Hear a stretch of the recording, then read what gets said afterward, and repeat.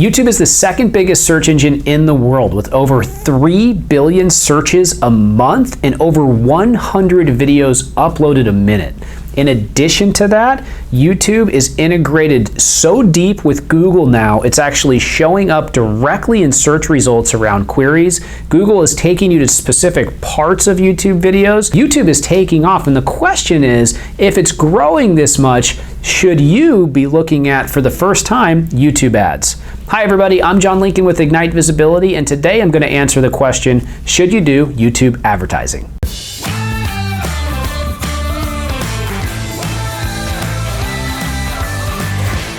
Okay, so YouTube is really just this place that I feel like everybody should be. So, years and years ago, it was mostly just about Google search and SEO, but YouTube is this new frontier where you can create content, you can get ranked, and you can answer these how-to questions that so many different people are asking. But the question is, should you be running YouTube advertising? Well, it's kind of a complicated answer, so I'm gonna break that down for you in this video so that you can make the best decision.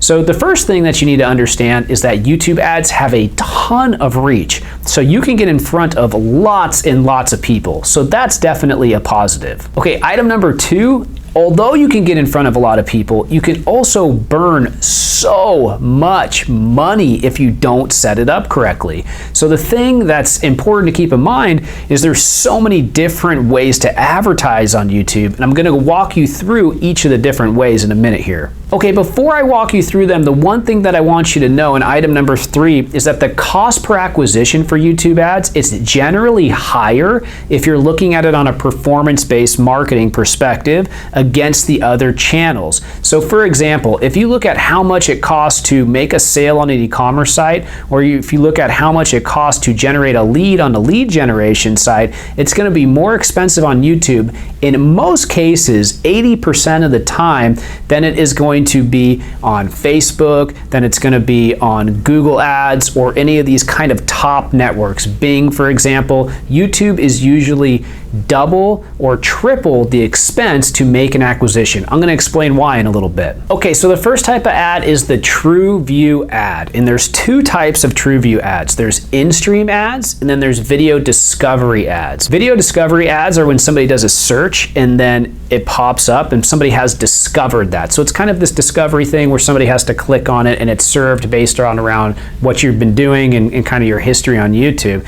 Now, the in-stream ads are another format where somebody automatically sees your video in stream and they're going to be watching that and they're going to have to basically take a look at it. Video discovery ads show up on the YouTube homepage, on search results page, and in related videos. In-stream ads show up before somebody watches the video that they've selected to play on YouTube. So when you think about the difference between those 2 types of ads, one, somebody is intentionally trying to watch, and the other one, somebody is being forced to watch. Now there's also pre-roll ads. Now pre-roll ads are non-skippable. So these are ones that the user has to watch, and these are on a cost per click basis. So you pay just if somebody clicks on those. And the last format is something called bumpers, and these are 6-second ads that people have to watch the entire thing, and they're just really short, really quick, right at the beginning of a YouTube video. Okay, so the question becomes, should you actually do YouTube advertising? And if so, how should you do it? So here's the thing. You can spend a ton of money just blowing money on YouTube against broad audiences. So what do I mean by that? Well, if you go into YouTube, you select every language, you select every country, you select one general category like business or marketing or fitness, then you can just spend a ton of money with 0 targeting, and that's not going to be very, very effective for you. You're just going to waste it, right? So you really need to drill down into your audience. That's incredibly, incredibly important. So think about what language are they speaking? What location are they in? Is there an income status that you care about? Do you want to do remarketing? So just people who have been to your website? Do you want to do it for people who have just been to a specific section of your website, or just people who have converted, or just who have gone to the contact page, or just to a segment of your website, right? Do you want to overlay that with any additional information, such as the other ones that I mentioned? So your targeting is super, super important, and you want to think, do you want to try a custom intent audience, which is a lower funnel audience where somebody has actually kind of searched around some terms and they're qualified? Do you want to do an in-market audience, which is an audience that somebody is actually up a little bit upper funnel from custom intent, but they're looking around? Or do you want to do a broad audience, which is just, kind of reaching people who are generally watching things around the type of videos that you have?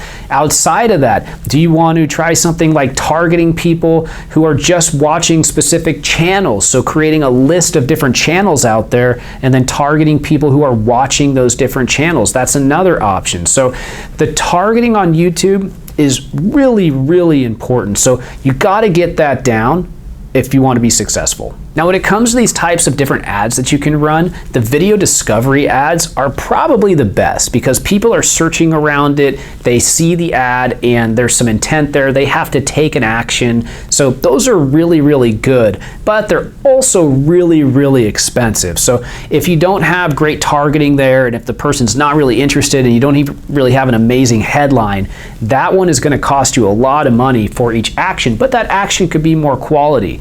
Now, if you're going to do one of the TrueView ads or one of the ads where somebody basically has to watch it, either a bumper ad or a TrueView ad, and what you could either be non-skippable or skippable. I kind of put all those together because those are the ones where you're forcing somebody to watch an ad. That's something where you're going to force people to see you. And a lot of people don't like to be forced to see things, right? So that's something that can kind of come up. So what you want to watch there is your frequency.